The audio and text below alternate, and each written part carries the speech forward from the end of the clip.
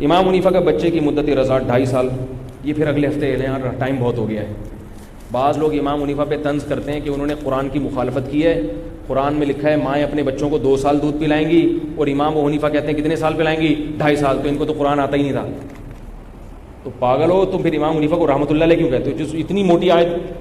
اور ان لوگوں سے تفصیلی بیان تو میں کسی وقت کروں گا, وقت بہت ہو گیا. ان سے اتنا کہیں کہ اس قرآن کی آیت کو پورا ہی پڑھ لیتے. آگے قرآن میں آ رہا ہے فَإِنْ أَرَادَا فِصَالًا عَنْ تَرَاضٍ مِّنْهُمَا, مائیں اپنے بچوں کو 2 سال تک دودھ پلائیں.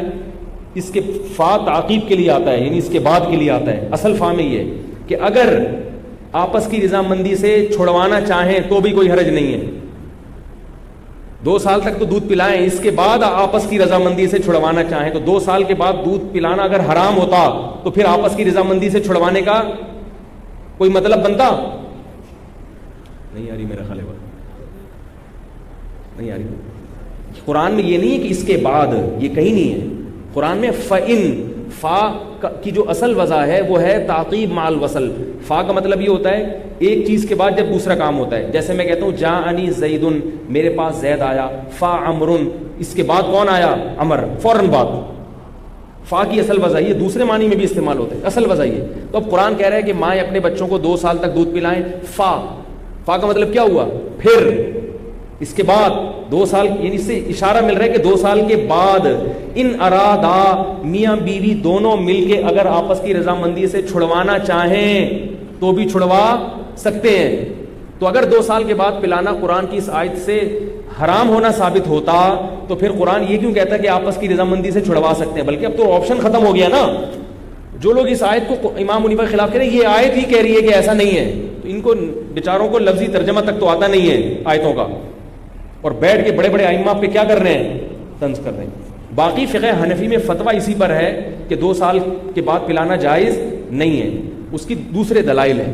میں تو صرف امام حنیفہ کی بات کر رہا ہوں کہ وہ اتنے بیچارے فارغ نہیں تھے جتنے آپ ان کو بول لو نا یار, جتنے آپ ان کو فارغ سمجھ رہے ہو اتنے نہیں تھے وہ. ان کے بھی دلائل ہیں. باقی فقہ حنفی میں ہر بات میں امام حنیفہ کے قول پہ فتویٰ نہیں ہوتا. اس کی وجہ فقہا بیان کرتے ہیں. بہت سارے اصول اور ضابطے ہیں. بعض دفعہ امام حنیفہ کے قول کی دلیل ضعیف ہوتی ہے, اس لیے امام حنیفہ کے قول کو چھوڑ دیا جاتا ہے. ایسا بھی فقہ میں بہت ہوا ہے. تو یہ اندھی تقلید والا الزام ہی غلط ہے. لیکن ہم عوام کو یہ اس کی اجازت نہیں دیتے کہ عوام کہے یہ والا میں ابو حنیفہ کے قول کو چھوڑتے ہوں, میں فلانے کو قول. تو کون ہوتا ہے بھائی, تیرے کو کیا پتا؟ یہ کام مشائخ کا ہے, علماء کا ہے, جو اس کو فقہ کی گہرائی کو جانتے ہیں اور اس کے دلائل کو جانتے ہیں, زمانے کے حالات کو جانتے ہیں کہ تغیر زمان سے بھی مسئلہ چینج ہوتا ہے. تو یہ ان کا کام ہے. وہ کسی قول پہ فتویٰ دے دیں تو عوام پر اس کی اتباع لازم ہے. لیکن علماء یہ کرتے رہتے ہیں.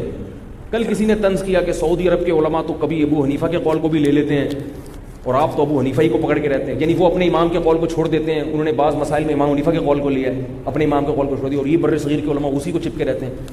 خود ہی الزام لگاؤ اور خود ہی اس پہ طنز کرو. بھائی حنفیہ نے بھی چھوڑا ہے ایسے, ٹھیک ہے نا, حنفیہ کے پاس بھی اس کی مثال ہے. لیکن ہم یہ کہتے ہیں کہ جیسے سعودی عرب کے علماء یہ کہتے ہیں کہ عوام کو اس کی اجازت نہیں ہے کہ عوام خود فیصلہ کرے. وہاں کی دارالفتہ کی کمیٹی ہے علماء کی جو فقہ حنبلی کو فالو کرتے ہیں, مگر کہیں کہیں فقہ حنبلی کو وہ چھوڑ دیتے ہیں. تو ایسے ہی یہاں علماء حنفیہ ہیں, مدارس میں صدیوں سے چلے آ رہے ہیں, ان کا قول معتبر ہوگا. وہ کہیں کہیں امام حنیفہ کے قول کو بھی بولو بھائی.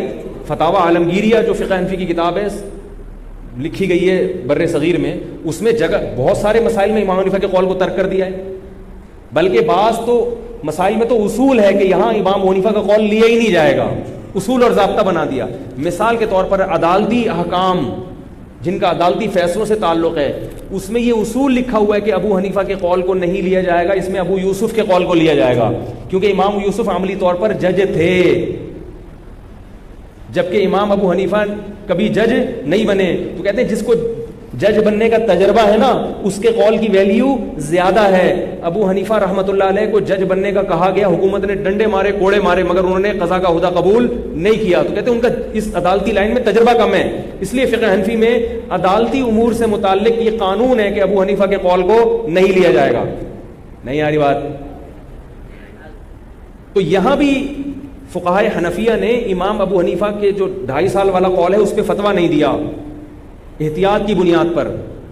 سمجھ رہے ہو؟ کیونکہ حدیث میں آتا ہے لا رضاع بعد الحولین، 2 سال کے بعد رضاعت نہیں ہے. اس حدیث کو ترجیح دی ہے. امام حنیفہ کے پاس حدیث کا جواب بھی ہے. وہ کہتے ہیں کہ اس سے مراد ہے وہ 2 سال جس میں عورت اجرت کی مستحق ہوتی ہے. کیونکہ عورت کو طلاق ہو جائے نا تو 2 سال تک اگر عورت دودھ پلائے تو شوہر کی طرف سے نان نفقہ کے علاوہ اس کو الگ سے دودھ پلانے کی اجرت بھی ملتی ہے. تو وہ کہتے ہیں کہ 2 سال کے بعد یہ اجرت نہیں ملے گی، کیونکہ وہ قرآن کی اس آیت بال. یہ دلائل تو میں پھر کبھی دوں گا، ابھی تو وقت بہت تھوڑا ہو گیا ہے. تو یہ بار بار کہتا ہوں اٹھا کر پھینک دو باہر گلی میں، نہیں تہذیب کے انڈے گندے. شعر بھی جلدی جلدی سنا رہا ہوں.